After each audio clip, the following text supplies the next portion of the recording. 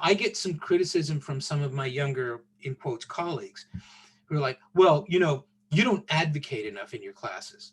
I take that as a compliment. It's like, no, I don't. I don't want to tell people how to think. I'm just like showing them these cool tools that they can use. And here's how you use a crescent wrench. Or if you're English, an adjustable spanner. I mean, that's it. What you want to do with the spanner? You want to change your tire or beat somebody to death with it. That's up to you. But and that's your ideology showing. But what I'm trying not to do is inculcate a closed system within which you must fit, not only in order to pass this class, but in order to be a really fully developed human being. I don't do that. And I don't want you to do it, because every time you do that, it's a little protective shield that you put up between you and learning. Every single time it will fail. Okay? So kind of keep that in mind going forward, but particularly when you get into your case studies, okay, keep that in mind. Now, here is your next immediate assignment, okay?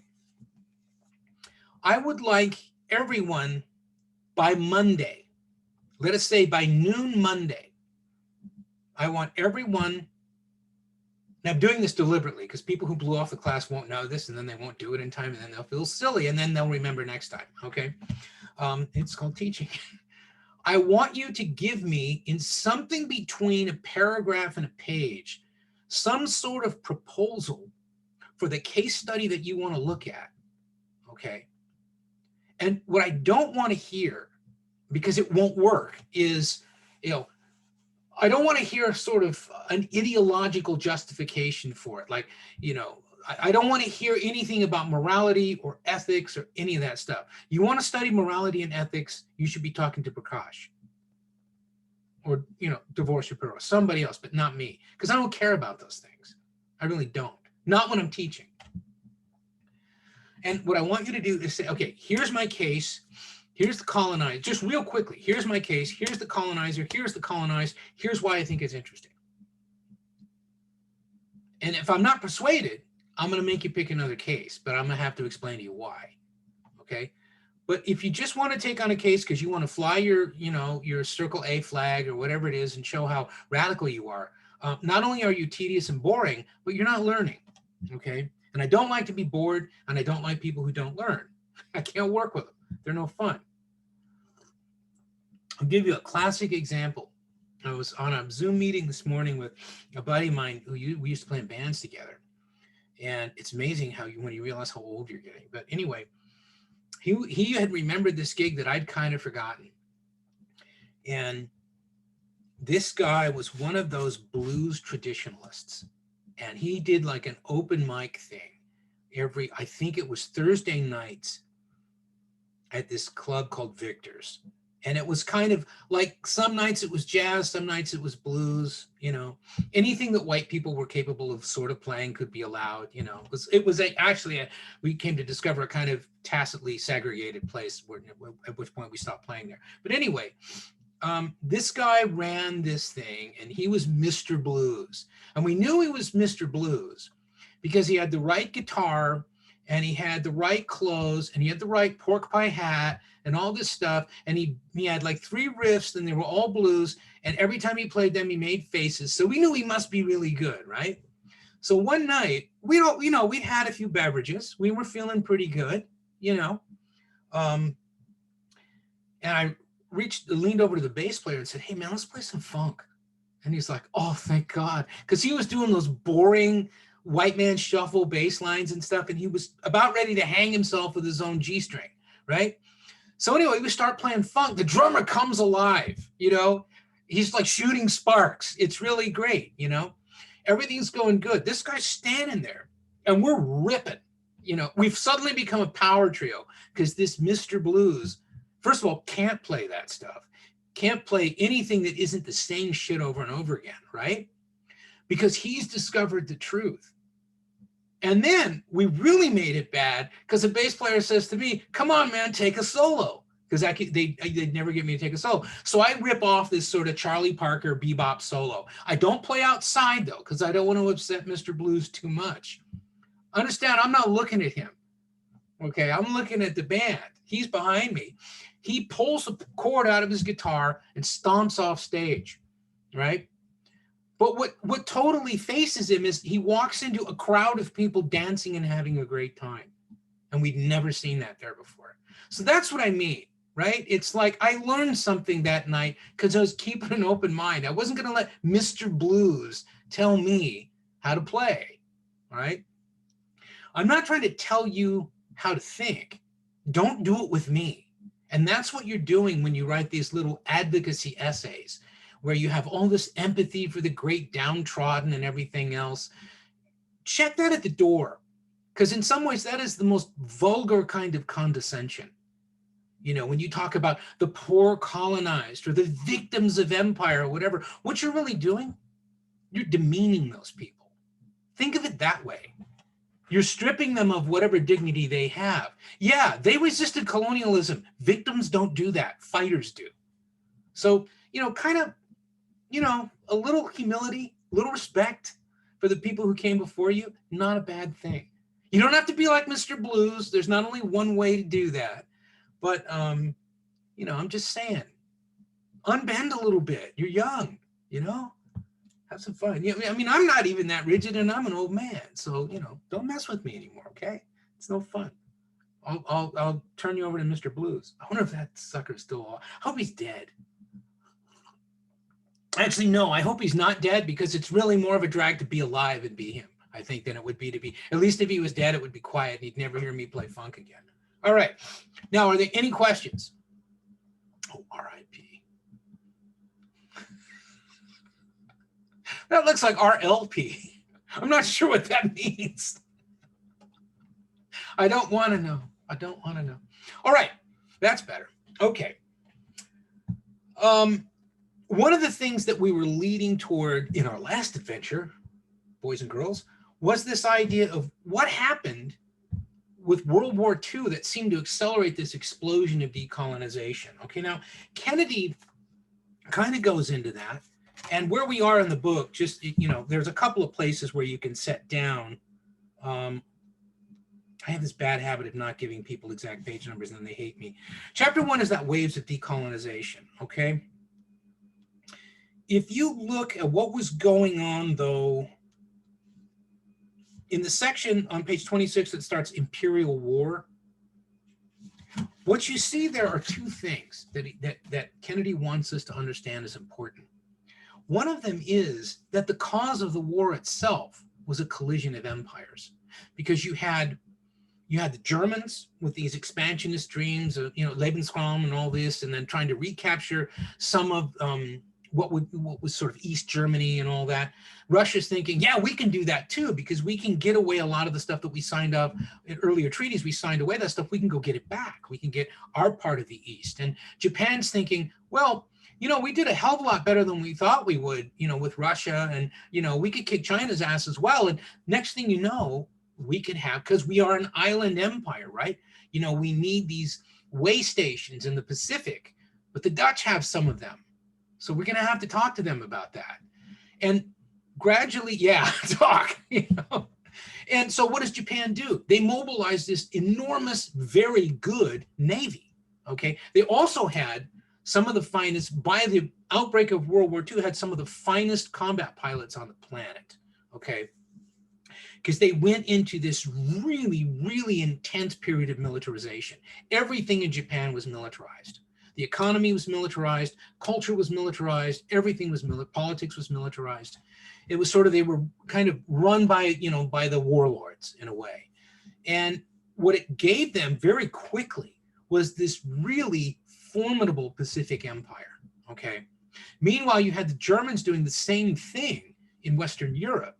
And the French, you know, were doing this, oh, we are so afraid of you. We'll plant trees, you can march in the shade, you know? And, you know, and then you had these kind of borderline areas that had always been contested areas. And here I'm thinking of Czechoslovakia, Poland, those areas are like, oh God, are we gonna have to go through this again? You know, and so you have this very rapid industrial militarization occurring, right?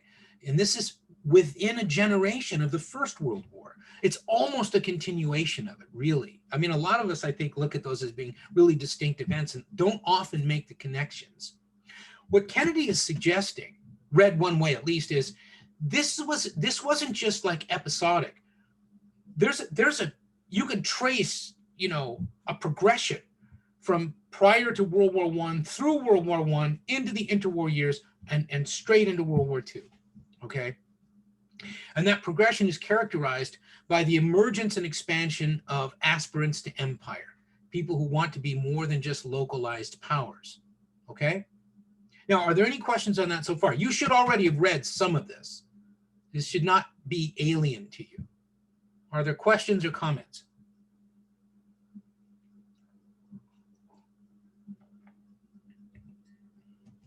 I'm a little, so I thought we were supposed to read chapter 2. Were we supposed to read chapter 2 as well? Did I mess that up? No, but a lot of this is repetition. We talked about this even before this began. So, okay. I mean, if you go back and look at his introduction, he does the flyover this in his introduction. That's what I meant, AJ.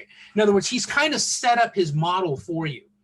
As you get more into chapter 2, he walks you through it more systematically. But what I wanted you to look at with chapter 1 is what drove these waves of imperialism. What was causing that? What he's arguing is great powers.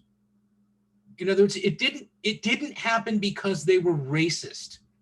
It didn't happen, because they believed they were superior to everyone else.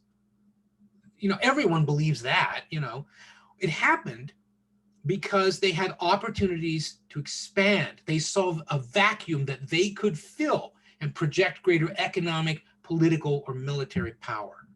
Okay, so that's really what he's talking about. That's why, when he talks about, if we go back to, let's see, when he talks about the consequence of World War I, right, as the first of the great modern imperial wars. I think that's what he's trying to say, is there's a kind of modern phase of this, and it's sort of after the Crimean War, at the end of the Great Game in Afghanistan. Those were sort of, he almost seems to suggest pre-modern. He doesn't even really mention Afghanistan, which is kind of surprising, because that's fundamental imperialism. But what he's talking about is, by the time we get to the 20th century and we enter into this next wave of decolonization, all right, what the run-up to that is a new expansion of imperial power. Russia is making more rumblings about wanting to expand its territory and become a greater empire. We have Germany, just periodically deciding it's time for us to go kick somebody's ass. Notice how conspicuously he leaves the United States out of this. Why do you think he doesn't include the United States? Because he really doesn't include the United States. If I had to guess, it's probably because the United States effectively in World War II is more reactionary than they are. Well, I'm talking about, we're going back to World War I. AJ, yeah. It's a lot more muddled and less of a clear example for his argument, maybe. I mean, parts of this is like the United States is doing this kind of imperial task in a different way, more of like the UK domination of Chile rather than, like the UK domination of Afghanistan. It's more economic than a lot of like physical control, maybe. Well, it's part of it's a couple of things, one of which would come to be referred to as dollar diplomacy, the idea that you just sort of buy your way into power. And the United States, pretty much in Central America, was doing that. Now, we remember in the interwar years after World War I, we did go in and occupy a number of Central American countries. But what we really didn't do is follow the model of colonization that Kennedy's talking about. We didn't set up large settlement colonies, okay? I'm sorry, AJ, you said something about what you would argue in name only. What would you argue in name only? Because I missed the first part of your comment. Ryan said in chat, the United States trying to practice isolationism at the time, and my response to that was, I'd say they were trying to do that in name only. Well, absolutely, because remember, they're coming out of the Spanish-American War. They've just acquired they've acquired an empire. They've acquired neo-colonies. They've acquired Cuba. Oh, well, you're a protectorate. You're not a colony. We'd never do that. You're a protectorate. You're the Philippines. Oh, remember how you helped us throw out the Spanish? We're going to butcher you now. That's not colonialism. That's freedom. No, it's not. You know, definitely in name only. That was the period of time when America first began to take actions, particularly arguably outside its own hemisphere. That is, we're not just dealing with the Americas now, particularly when you're talking about the Philippines. That's going to allow the American economic enterprise to project force into the Pacific, meaning Asia. Okay, that's why the Philippines were so important to the United States. But is it accurate to say that we colonized the Philippines, for example, in the same way that the British colonized Nigeria or something like that? I mean, again, I think AJ's point that it's a muddled example is useful. Okay. I mean, we could argue that Kennedy's kind of, you know, just kind of punting on the United States at that time. I think one of the reasons why he's saying that, though, is that the United States didn't instigate an imperial war.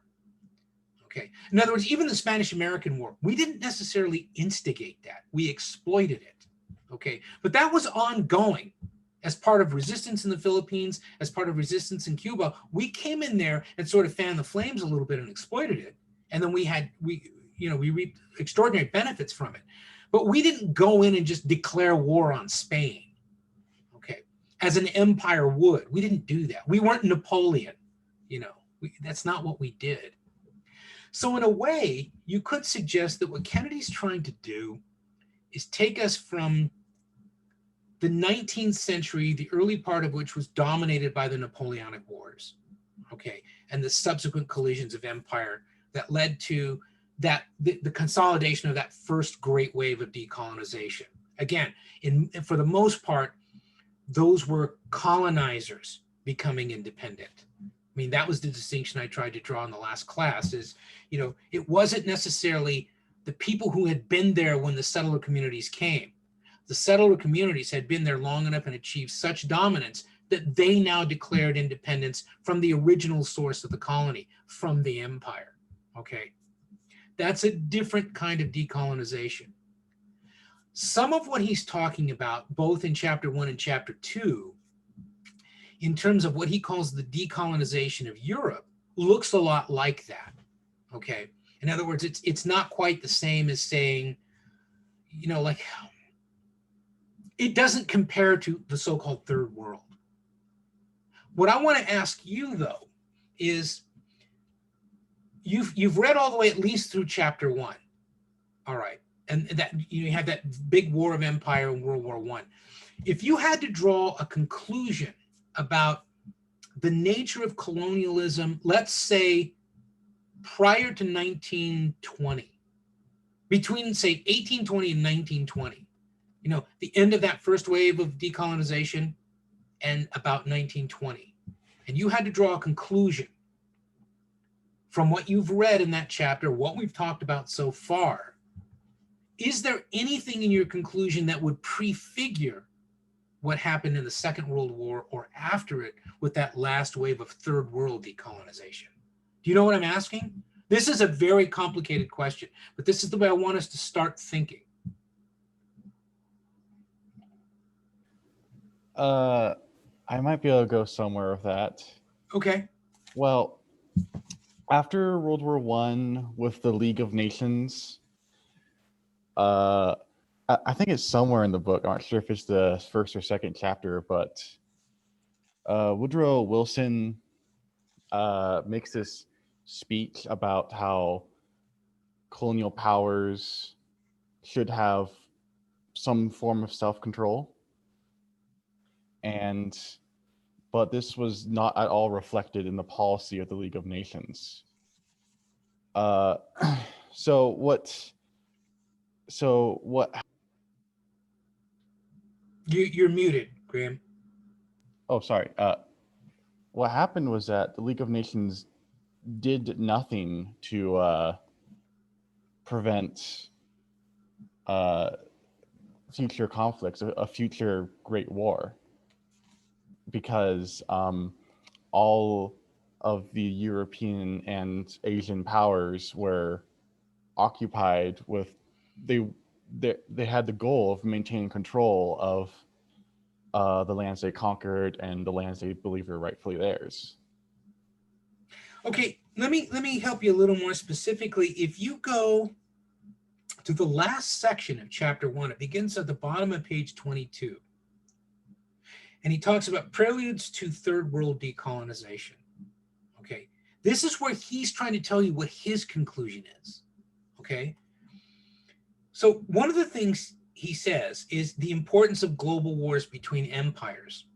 So the expectation is the next global war between empires is going to yield another wave of decolonization. Now, the reason why that's important is you look at, well, where are we experiencing this?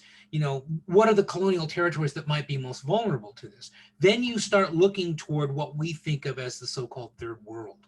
Okay, but also the idea of this notion of wars leading to decolonization, he makes this point right at the top of the page, that these great imperial wars made violence an integral element of the process of transition.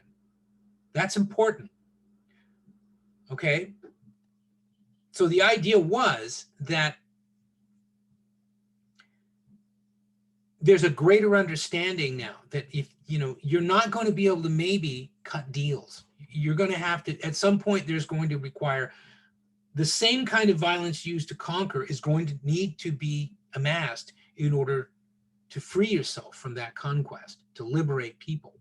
Okay, partly for the reason that Graham suggested is that notwithstanding the League of Nations, you know, it didn't really fix anything with respect to colonialism. In terms of, you know, the initial sanctity of nation states and stuff like that, that doesn't apply to colonies. You know, there's really nothing much in the charter, the original charter of the League of Nations, that solves the problem of colonialism. The reason for that in many people's minds is because everyone kind of accepted, well, that's an integral part of being a great power. Being, you got to have colonies. They're not doing anything, right? I mean, we looked at these as sort of, you know, fallow lands where no one was doing anything productive. Thank God for the empires that would go in there and rev things up and get things going. That was a prevailing way of thinking, including for people like Woodrow Wilson. When he was talking about self-determination and freedom and all that, he wasn't including colonial peoples. Not at all. Not at all, okay? Now, another thing was, he mentions the nation state. What does he mean by this? He said, again, I'm in that paragraph right at the top of 23 now. He says, although the nation state became the leading option, in other words, for life after colonialism, it was hardly the only one, and its composition and constituency were in any case far from self-evident. The struggle to determine the new state's territorial dimensions, ethnic composition, and other defining characteristics frequently led to civil war, ethnic cleansing, and refugee populations. These waves of decolonization did not drive empires into extinction. Empires were resolute and resourceful, and they often managed to reconstitute themselves in new forms. So what is he talking about there? Remember, we're not yet to World War II. He's trying to argue, though, that by the time we reach the end of World War I and the dissolution of some of these imperial possessions, immediately we see that people trying to regroup, not merely to hold on to what they have, but look for opportunities to acquire more. And we see the normalization of a certain use of violence. And then we see the invocation of this notion of the sovereign nation state as one of the options that you can pursue as a liberated colony. But he says it's not the only one. Well, I guess in terms of the nation state, one of the things that defines that political structure is part of the homogeneity. Sorry, I pronounced the word incorrectly. No, it is. Homogeneity of a like, you have like the French people and they're all French. Everybody knows they're French. Like the English people, they're all English. Everybody knows they're English. And you don't have like a bunch of different, like in the cases of many colonies, they'd be cut off into like, there'd be French Algeria or some French territory that would effectively include like, you know, 5 different cultural groups. And if that gets freed, right, if that territory gets liberated somehow, you can't form a nation state by definition because you have. Well, let's not say that you. Well, let's not say that you can't. What he's suggesting is you can try, but it might very well lead to civil war. I mean, that's literally what he's saying right there, Yeah. right? So no, but I mean, it's just to amplify on your point rather than to argue against it, to reinforce it indeed, by saying these are the things that are going to complicate post-colonialism. Yeah, you know, you see maybe opportunities. There are cracks in the empire. There are places where I might find a weak spot, and I might be able to worry away at that with some force of resistance. Okay. But ultimately, if I achieve my aim of sovereignty, that hasn't solved my problems. Okay. That's right. That's just about as far as I wanted you to read to. So the main thing, oddly enough, that I really wanted you to look at was that last section, because in that last section, and remember, this book is an incredible condensation of a lot of material, but I think it's useful. He's setting you up for, you know, this big third wave of decolonization after the Second World War by saying, first of all, this was going to be the contours of imperial life going forward. Empires reconstituted themselves. They were incredibly resilient. They, you know, some of them had to regroup. Some of them had to recapture past glory, reacquire past territory. I give you Nazi Germany. I give you the Soviet Union, whatever. But they were going to do it. Now, again, you know, when we look at alternatives to the nation state, this does take on an interesting form when we move ahead to the post-World War II era. We're not there yet, but I want you to kind of remember that part of it, because one of the things that you'll see is something like you saw right at the beginning of the 19th century in South America. Rather than being autonomous individual nation states, there were a number of attempts to form alliances. The idea being, only an alliance of these different entities will be able to repel the imperial power and keep them at bay. Okay? That's important because it didn't work. But the place where he argues it did work was colonial America. The Articles of Confederation were precisely that. They were an alliance of 13 semi-sovereign, you know, territories. Now, the first wave of that, the Articles, didn't really resolve those problems. Think about this as decolonization, even though it's very different from Third World, right? In other words, you didn't have a uniform population in what became the Eastern United States. Some states were slaves, some states were not. Some states had been Dutch, and then later on they were English. Some states were like Rhode Island. You had essentially religious dissenters and religious pluralism and things like that. There were things that separated people. The normal regional separations at that time were the southern colonies, the mid-Atlantic, and the Northeast. Okay, that's why one of the original models of the presidency under the new republic was going to be a tripartite presidency, a triple executive, with one executive. This was one of the ideas that was floated before and during the convention. What if we had somebody come from each of the great regions of the newly independent territory to make sure that everyone's interests were represented? That's why we gave the Senate certain kinds of powers that we didn't give the House. That's why we put in the Electoral College, all right? Because we wanted to make sure that there were certain ways in which these variegated regional interests could be addressed at the national level.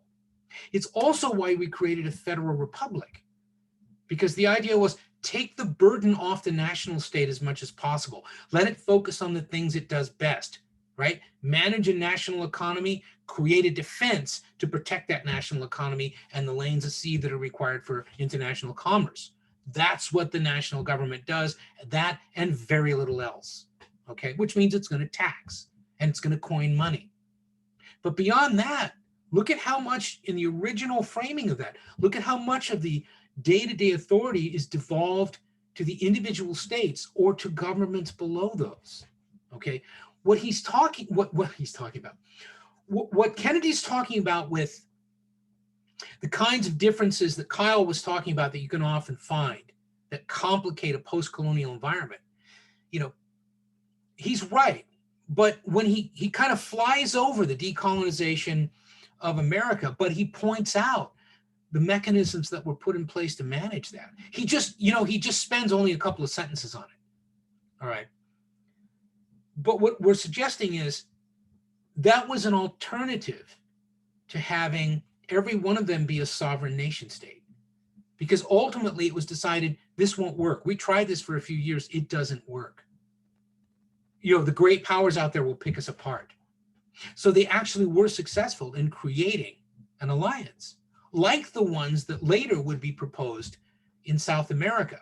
I would remind you historically that one of the models that some South American politicians were using in contemplating these alliances was the First Republic of the United States, where sovereignty would be retained within what became individual countries, right? When the alliances broke down, but that there would be a way for all of them to act in concert against, for example, a territorial aggressor. Does this make sense? All right, so that's that first wave of decolonization. The option of something other than the individual go-it-alone sovereign nation state is always available. But for reasons that Kyle pointed out, it can be incredibly complicated if you have a variegated population. What's one of the things we already know about colonial populations? By definition, they're multi-ethnic. And again, it's not just the ethnicity of the colonizer and the ethnicity, the single uniform ethnicity of the colonized. It is not at all uncommon to have multiple ethnicities among the colonized.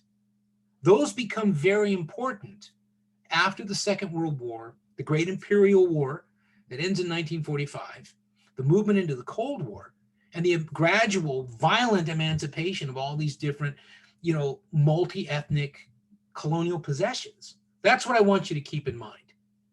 So that's in other words, that's before you've gone into the second chapter. What I'm saying is prep yourself for that. Go back and maybe take another look at that first chapter and see how you feel about the way he leads up to that. Does he make what for you is a plausible argument? Does it sound like he's making sense? Do you understand what he's trying to say? First of all, imperial collision is inevitable. It is also ultimately, when it results in great wars, it is a catalyst for demands for independence. And that is you know, that continues onward. Okay, as long as we're clear on that, because it's complicated until you take it apart and look at the pieces, which is kind of what Kennedy's trying to do. He's trying to look at these individual parts of the world and these individual cases, and then re-aggregate those to show you a pattern, a model of decolonization. So that's what he's trying to do in that second chapter, well, it's actually after the introduction, chapter 1. All right. We'll come back to that when you've had a chance to read deeper into the book. I would like you over the weekend, certainly to read chapter 2. I want to figure out exactly where I'd like you to be by, let's see. I would say read chapters 2 and 3 by Tuesday. Be ready to go on those. Okay. Now I want to get away from the book a little. Let's see. Would the movement of populations and displaced populations, I don't see a question in there. Would the movement of populations and displaced populations, it says contributing to something, but there's no question there. Try it again. What I'd like to do now, if you look under the headings on the Moodle page, the second one of those is why men rebel, kind of, and they use that particular pronoun because that's the title of Ted Gurr's book. This is not so much Ted Gurr's perspective as it is his application of a model to try to explain why some people rebel and some people do not. I'm suggesting that if we think about what Gurr's trying to say, okay, it might help us understand why decolonization occurs when it does and the way it does. Okay, and it's this concept that you're familiar with if you've taken either my terrorism class, we talked about it there, or the collective action class that I now no longer teach. And it's this notion of what's called relative deprivation.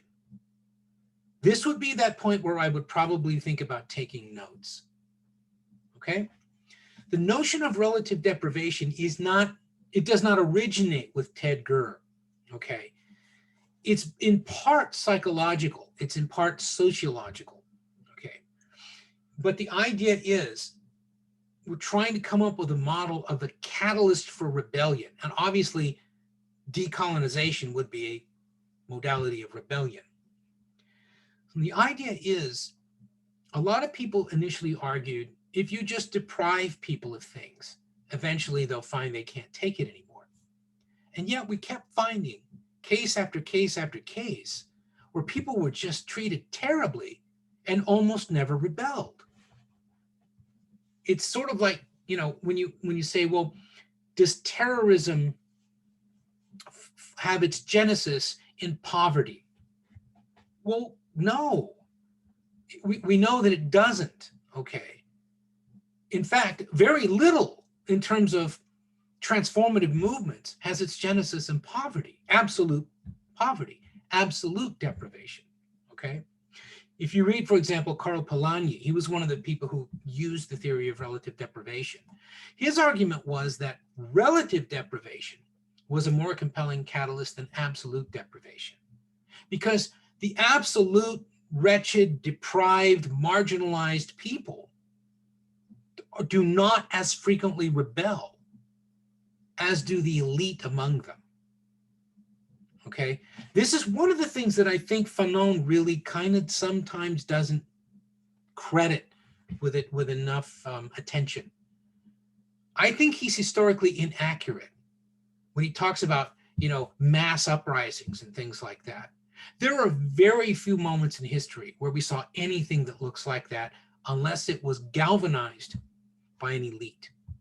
Okay, so then the question is, what makes this elite rebel and thereby try to mobilize, you know, rank and file people to carry forward that rebellion? That's where this notion of relative deprivation can be useful. Because the thing about being an elite among the colonized, for example, maybe you're part of the collaborator class or the compradors or whatever you want to call them. Maybe you're part of the colonial administration. Well, you're in, relative to most of the colonized, you're in a relatively privileged position. There are certain expectations that come with that. There are certain perquisites. You're liable to get more education. You're liable to be able to earn a wage. Remember, one of the things we talked about was the importance of imposing a wage economy on places where no wage economy had ever existed. Okay. If you are a beneficiary of that wage economy and it works to your advantage, it creates expectations of what you can do by accumulating that wage and deploying it as you see fit. Again, you don't have the absolute rights or the absolute opportunities of the colonizer, and you never will have. You will, Fanon is right there. You'll always be part of the colonized, but you will be a privileged elite among them. But the question is then, what happens when those expectations are interrupted? What happens when those expectations aren't met? When you're promised something and your loyalty hinges on the honoring of that promise, your collaboration has to be compensated. Your willingness to be a warrant chief under British indirect rule depends on them preserving your power among those people and rewarding you with little things on the side, but also having your back and making sure that you preserve your position of authority. What if that's taken away from you? Okay, that's what relative deprivation is. That's why those who advocate as a theory relative deprivation say it's so compelling. AJ, yeah, I'm sorry, I didn't see you had your hand up. So how does that work in settler colonies? Would that be in this case like the restriction of autonomy for the elites in America, maybe, as opposed to taking away their actual privilege? Exactly that. There and in South America as well.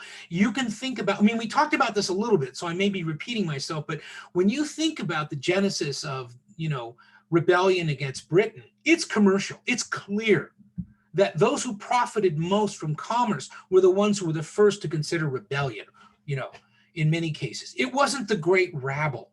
It never occurred to most of the people living in the colonies that, first of all, they didn't believe they could.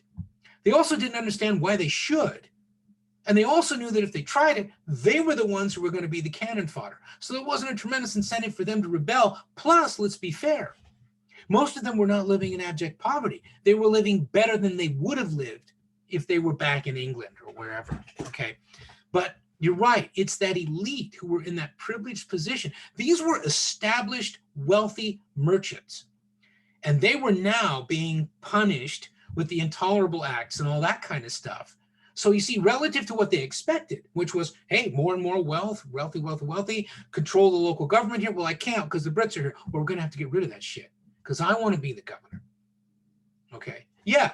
Is that what you mean, AJ? That's what I was after. I was just trying to figure out where that broke down in a place where there was not that maybe collaborator class in the same sense. Right, right. Well, initially, of course, they were a collaborator class, but over generations, the same thing happened in South America. Over generations, they come to think of themselves as indigenous to the colony. That's their land. Now, it isn't that they reject, in this case, England. They don't necessarily reject the crown or the crown authority. They just don't want it stepping on them. And when it does, then they get pissed off, okay? So I think that you could apply relative deprivation to the case of American decolonization quite elegantly.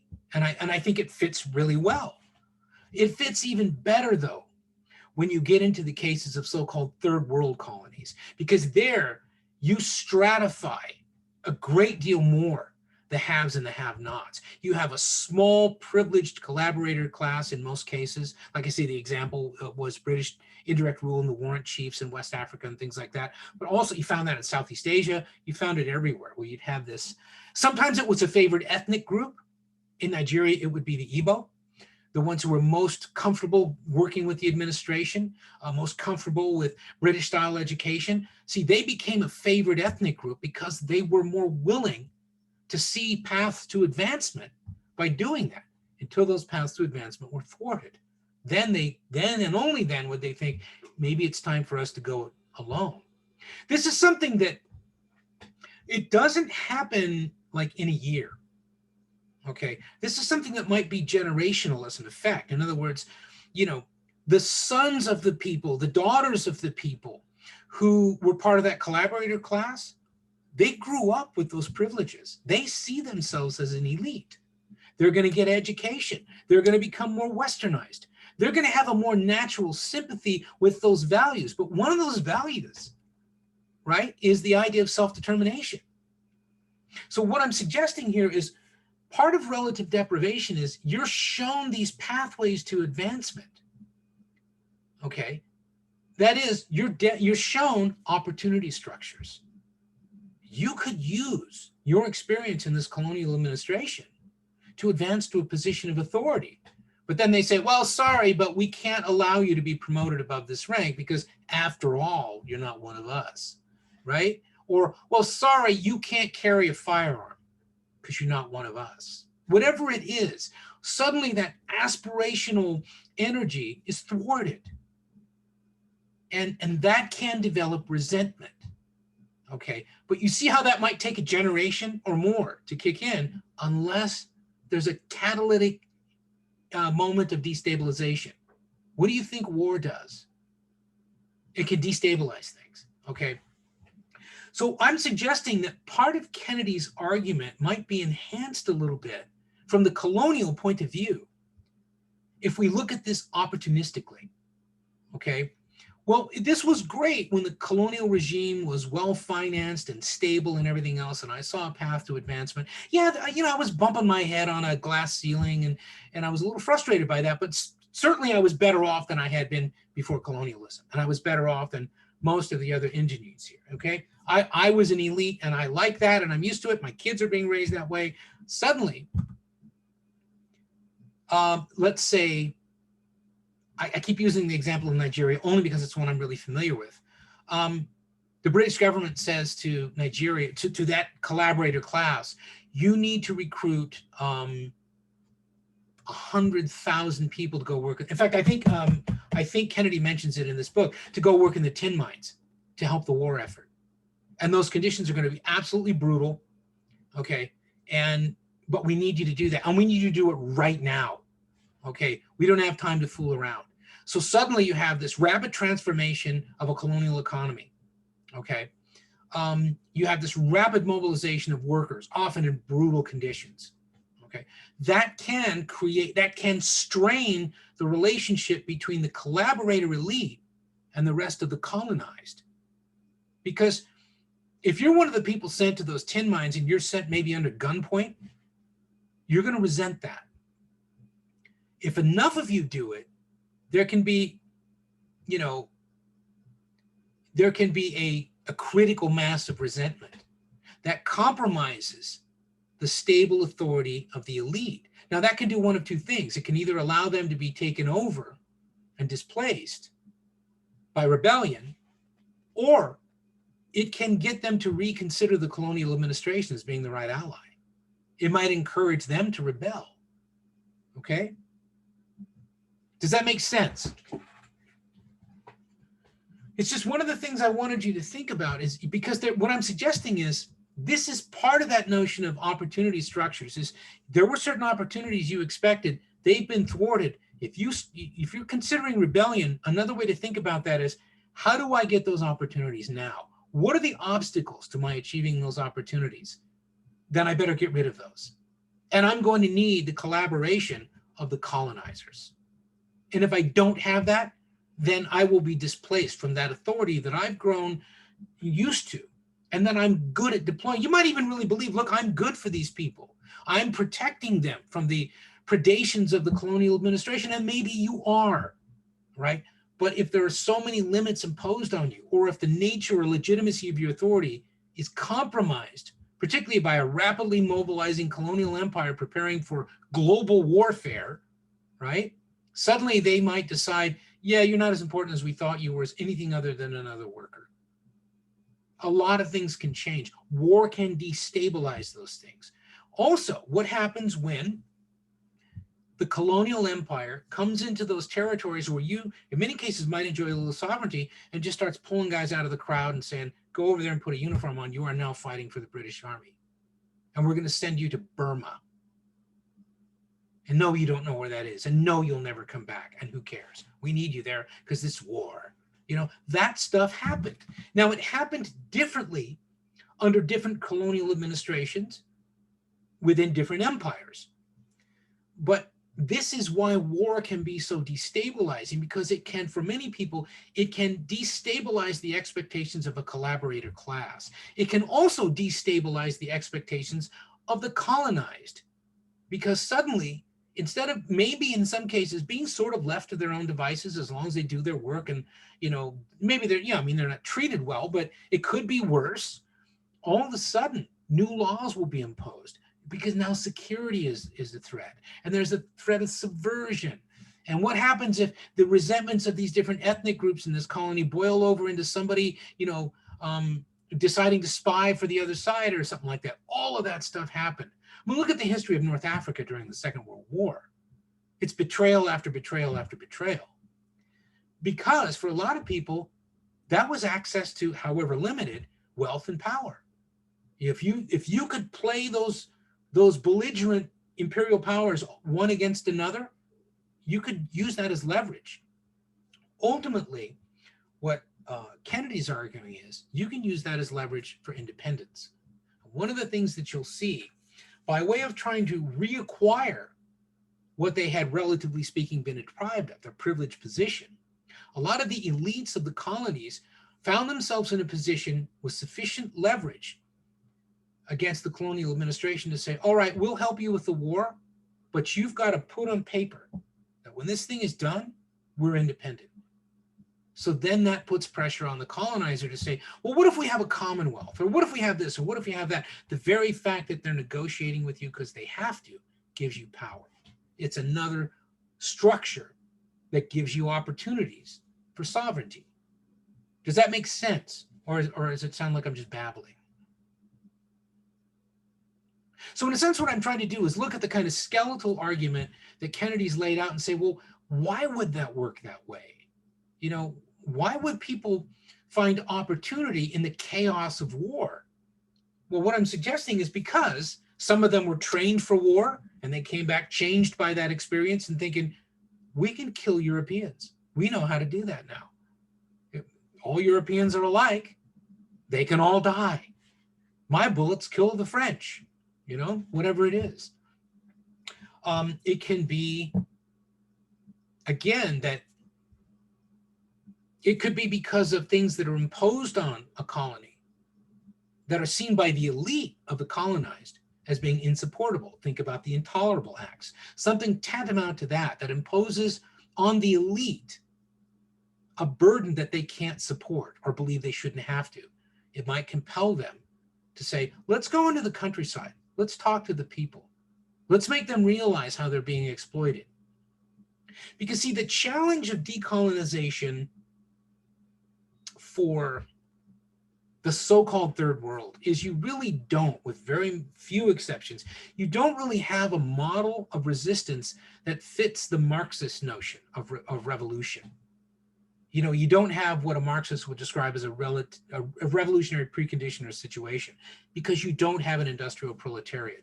The early Marxists believed it impossible to see a successful revolution without going through some phase of capitalism. Okay, so the challenge here is, you know, you've been given the opportunity, say you're in Laos, okay, or, you know, Vietnam, and you're given the opportunity to go to Paris to study. Well, Paris in the interwar years is an absolute orgy of left-wing radicals. It's a nonstop ideological party, okay? And so, yeah, you go there to study medicine, and the next thing you know, you're studying Marx, you know? And then what? You start thinking, my God, the same colonial power that gave me this opportunity to study at this university is the one that's oppressing my own people. I'll fix them. So you actually were being radicalized as a consequence of prominent colonizers putting up the money to send you to the metropole for a university education. You went there to get that, you came back radicalized, and then you led a guerrilla insurgency that overthrew resistance. That is exactly what happened in Laos. Exactly what happened in Laos. It's pretty much what happened in North Vietnam. But it wouldn't have happened the way it did, and this is Kennedy's argument, without the disruptions of the Second World War. Okay? So the opportunity structures, right? A colonial administration that concedes some advancement for some of the colonized. The willingness of the colonizer to subsidize even university education for the kinds of expertise necessary in the colony. That is, we're going to give you medical training. Now, we're not going to let you be a doctor in Paris, but you're going to take that training from that school, bring it back to the colony, because we need hospitals. And we can't get French physicians to come here. So we'll train you as a physician. This becomes really important after the war and with the Cold War. Okay, because then it's like, you know, you had all these third world countries who were sending their best and brightest to places like Cuba that had excellent medical schools, or the Soviet Union, right? So not only, again, it reinforces the idea that you're not just going for a medical education, you now have the opportunity to get radicalized in Marxism, Leninism. Well, that was happening with the Western colonial powers as well. If you took people out of a West African colony and you sent them to study military tactics at Sandhurst, okay, you were teaching them to think like a military person would think. You were teaching them command and control. You were teaching them strategy and tactics, and you were allowing them to make connections with other military people, including other colonized who had that opportunity to go there. A lot of the military leaders in West Africa had that experience. Some of you might be familiar with something called the School of the Americas. Okay, that had a similar purpose, and it was a way of the purpose of it was to train anti-communist people as military leaders, to fight, functionally to fight on behalf of American empire in these proxy wars. Okay, but also they were gaining knowledge in the particulars of combat that beyond a certain point can't be controlled. If they become radicalized in another direction, they don't stop knowing what they know as generals or as colonels or whatever. They still know that stuff. All of those are potential sources of resistance. They're opportunity structures. They're things that are there that you can exploit as an opportunity to get what you want, even if the people offering you the opportunity don't want you to have it. So when I use that term opportunity structures in this context, that's what I'm talking about. Now, I've been talking a lot nonstop. What do you think?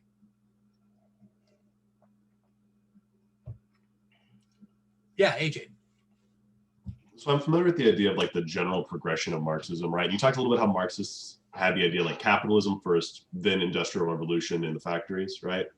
But Well, they watched, yeah, yeah, sure. we touched on it a little bit. I was just curious, but they watched South America all kind of gain independence through a series of like revolutions in the 1820s. So how did that not affect Marxist thought in that vein? Because they never touched on anything really that capitalist in the 1820s by then. Well, certainly it's hard to argue that the settler colonies were not integrated into the capitalist world system by then. They certainly were. So they had reached a stage of pre-industrial capitalism. Yeah, they just would have never been industrial capitalism, which was always my idea. Was like, is that like capitalism, industrial capitalism, well, and then so it's like a weird gray area, I guess. I don't know. I just didn't understand how that connected because I watched it happen. Right. No, I know. I think that's a good point. We'll get to Joanna's point in a second, and that's about socialism. That was the bigger stumbling block. The other thing is that if decolonization is not necessarily a revolution, in other words, a revolution has an ideological component to it. Those were not rebellions to throw off the shackles of capitalism.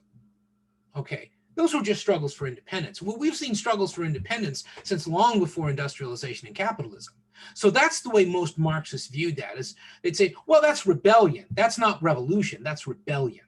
Okay. So they were basically ready for the next wave to come around when the workers actually rose up. Right, they would consider that nothing related, basically. Well, not very well. No, not very well. And Makes again, sense. this is one of the imperfections of Marxism as a school of thought, is I don't think it connects those dots. Another part of the imperfection of that is what Joanna just pointed out is, wait a minute, the idea of Marx, the notion of the kind of Marxist materialism, is that, the dialectic is, thesis and, antithesis, synthesis, all right? The idea was you go from pre-capitalism, feudalism, to capitalism, somewhere in there you're industrializing, you have industrial capitalism, and that's going to have a collision of the contradictions of capitalism. That is, sowing the seeds of its own destruction by throwing workers together in large factories where they can realize their common cause and throw off false consciences and all that. The idea was the inevitable outcome of that is socialism.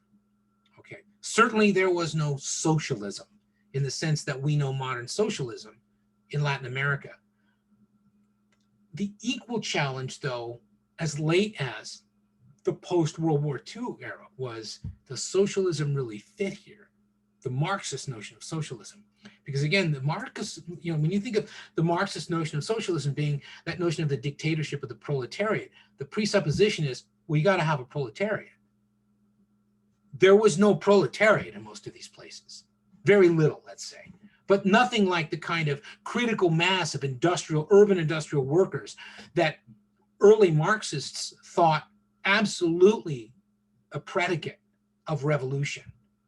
Okay, so that wasn't there. Every one of the people radicalized in places like Paris, taking that back home, say to Southeast Asia with them or wherever, encountered that problem, because peasants, smallhold farmers and stuff like that, they don't see themselves as a nation in that sense. They certainly don't see themselves as a nation state. Often they are part of an ethnic group that spills over any number of boundaries that appear on a map but mean nothing to them unless they're enforced by the barrel of a gun. Okay, so the necessary preconditions for a purely Marxist revolution do not exist in the third world. It took really, for a lot of people, the example of communist China to show the viability of a peasant revolution. Again, led by educated elites, but of an army built of peasants mobilized for the singular purpose of a socialist revolution. Now, that is a little bit painted over. It wasn't nearly that simple.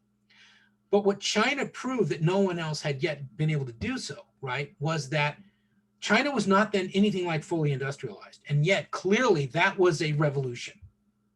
No one doubts that, 1949 was a revolutionary transformation of China, declaring themselves communist, joining the Comintern, always having that tension with the Soviet Union, but, never having gone through that phase of established industrial capitalism, because they had not. They had not done that. They had walled themselves off for as long as they could from the rest of the world. Industrial capitalism kind of passed them by. And yet they had an authentic revolution. What Kennedy would say was, yeah, they did, Bill, because look at what happened in the run-up to the Second World War, all during the Second World War, and in the aftermath of the Second World War. Nothing but violence and power vacuums. Somebody had to step in and get the trains to run on time. The Chinese Civil War was about that. Okay. So, you know, the Marxists turned out to be wrong, that it wasn't necessarily the case that the inevitable trajectory of history, you know, in terms of scientific socialism was feudalism, pre-capitalism, mercantile capitalism, industrial capitalism, violence and heads falling off, socialism, the erosion, the withering away of the state, communism. Because we've never seen in the modern world anything like what Marx and Engels and the Marxists of his time envisioned as communism. It's never happened. The state has not withered away. And that was a predicate of communism, was that ultimately this would be just workers' collectives and a lot of local authority and stuff like that. You know, the idea was the state withering away implied the weakening of the vanguard party, because that was the embodiment of the state. What I'm trying to suggest here is that, there are a lot of things later on down there, you see that I mentioned that, Marxism, Leninism, pure Marxism doesn't really apply to the third world. Marx had nothing but contempt for the third world. He had nothing good to say about it because to him it was irrelevant. That was what fed the furnace of industrialism. And it was industrial capitalism that was necessary for revolution, not a bunch of peasants, growing cash crops. I mean, he had a very closed mind when it came to that. Lenin was a little more opportunistic because he'd seen the impact of the Second World War. But even Lenin doesn't really offer much that's taken as anything other than metaphor for, say, a decolonizing insurgency in sub-Saharan Africa or Southeast Asia. Right? What is the difference, or is there a difference in what fueled these rebellions against colonies? That's what we're going to spend the rest of the term talking about. Yeah, there could be. There could be. There could be, absolutely. That's the right question to ask. But the easy answer is there was no more powerful mobilizing ideology after the Second World War for resistance than Marxism-Leninism. We've never seen anything like that. And now it's pretty much bankrupt. I saw that absolutely peak in my lifetime and then be crushed. Okay. Part of it because of its own contradictions and failings, part of it because of the strenuous efforts of the United States military and the United States economy and, every apparatus that America could throw at that. Okay. For now, though, again, I want you to read chapters 2 and 3. And I want you to kind of take us up through the Second World War. What I want you to look for are, what were the things that occurred during that latest of great global wars that might have helped create the preconditions for armed insurgency, for rebellion? What kind of things were happening? And you'll see there were a number of things that either created the kind of chronic deprivation or the opportunities or the training or whatever that could allow people to really begin to think in conscious terms about throwing off the colonial empire. Okay? All right, anything else? Anything in any of the readings or anything that's occurred to you or anything else? Okay. For those of you who've already talked to me about it, and no one else, by the way, because I kept your emails, if I get a revised essay from someone I didn't talk to, I won't count it. Because the idea was, take some ownership of this, make a decision, go back, look at your essay, take it seriously. A number of you did, and that's great. For those of you who did not, that's fine. That's okay. But the deadline for that, again, is this Sunday at 11 p.m. And please email it to me. Don't upload it. Email it. Okay? If you haven't already done so, please sign in before you check out. I'm going to leave this running for just a minute. Otherwise, I will see you next week.